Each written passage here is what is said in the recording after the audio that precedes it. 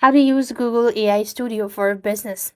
Google AI Studio is a browser-based prototype environment designed to help business and developer build AI-powered applications.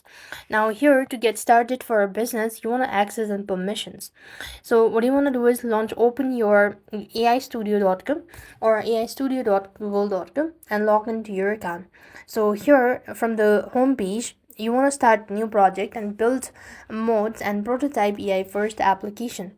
You could go with any of these section, and if you plan to integrate AI into existing business software like CRM or Zyper, you will have to generate an API key from a left hand menu to authenticate your request as well.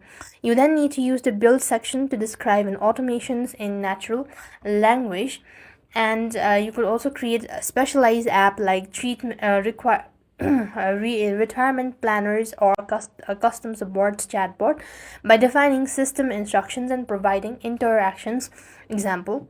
And you could also use a prompt gallery to find templates for catchy advertising copy, blogs post and newsletter as well.